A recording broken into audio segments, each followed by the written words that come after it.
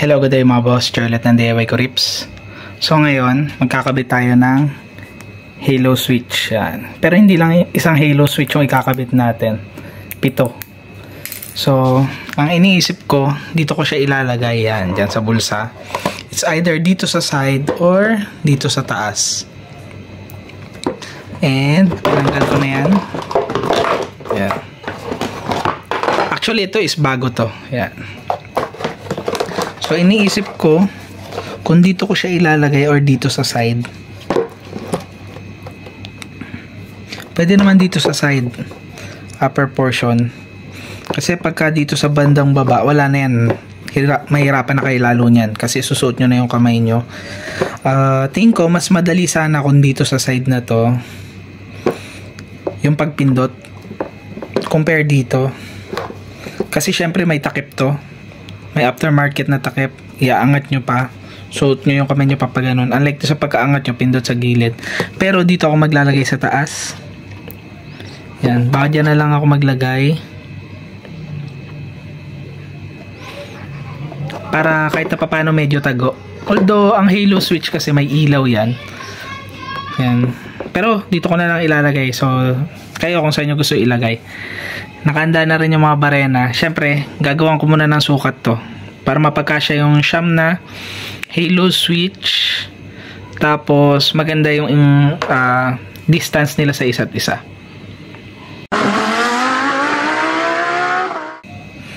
Di bale ito na, no? Namarkahan ko na siya. Yan. So siyam na butas yung gagawin ko. Although yung switch na i-install ko is 7 lang. Pero siyam na yung ginawa ko. Kumbaga parang mayroon akong nakaabang na 2. Pero pagka binutasan ko yung 2 reserva, hindi ko muna bubutasan ng malaki. Butasan ko lang na maliit. Para at least, kapag dumating yung oras na kailangan ko siyang butasan, meron na akong marka. Kasi pagka hindi mo binutasan ng maliit yan along the way, pagka nabura yung sulat niyan, hindi mo na alam kung saan ka bubutas para maging pantay-pantay and proportion yung butas ng additional na 2 doon sa iba pa. Yan. Tapos, ang gagamitin kong pambutas, ito lang muna maliit. Yan. Tapos, pagka nabutasan ko na silang siyam ng maliit, gamit ako ng step up. Ito. Yan. Ito, mas malaki to. Hanggang 16. Yan. 16 mm kasi. Ito. Check ko muna kung 15 or 16. Baka pagka 16 maluwag na. Although ito is meron namang lock na tag dito. Nut. Yan. So butasan ko muna to ng siyam. Tapos magbutas ako ng 7 na ganito kalaki. Bale ito na, no? Nabutas na natin, siyam na butas yan. Pero ang bubutasin muna natin sa 2, 3, tapos 4, 5, 6, 7. Ito, iwan tong 2. Reserva yan. Yan.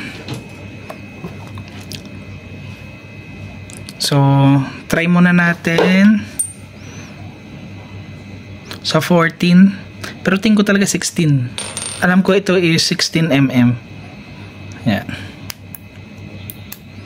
Tapos, kung tatanungin nyo yung sukat nito, ito yung pagitan na itong 2 butas na to is 20 mm. Ito rin papunta dito 20 mm. So, ayan, pare-pareha sila ng distance, no? Tigto 20 mm.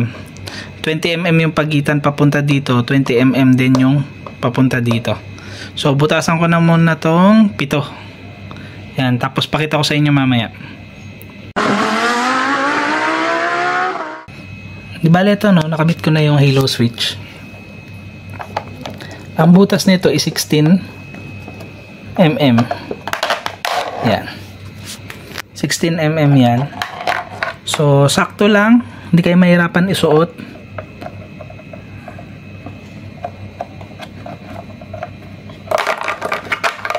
Kasi hindi siya ganun kasikip.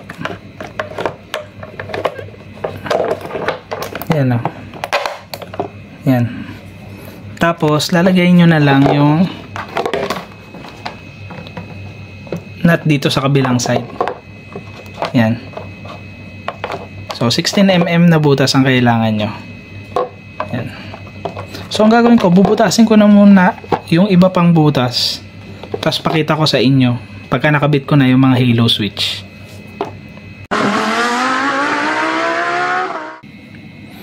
Bale, ito na, no?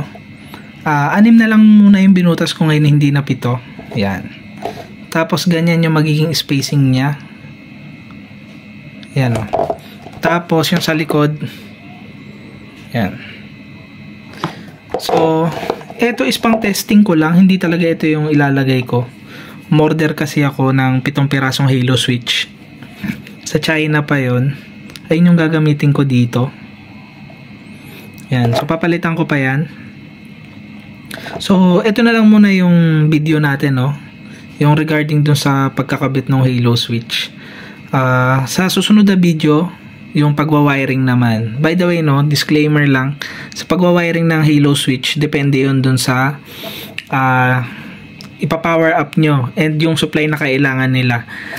Most of the time naman, ano, sa halo switch, positive naman yung input nyan, positive din yung output.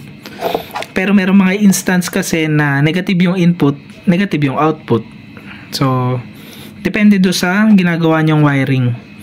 So, baka most likely ang papakita ko lang sa inyo dito kung paano itatidy yung wiring niyan sa likod para hindi pangit or hindi makalat tingnan. So, depende rin kasi yung sa pagwa-wiring nyo. So, hindi ko kayo matuturuan nung paano siya talaga iwa-wiring ng papunta doon sa accessories. Depende kasi yun doon sa accessories na pina-power up nyo. Pero kung paano itatidy yan doon sa likod, yun yung ituturo ko sa inyo sa susunod. Yan, so tapusin na natin itong video na to, no? Ingat kayong lahat. Ride safe. God bless.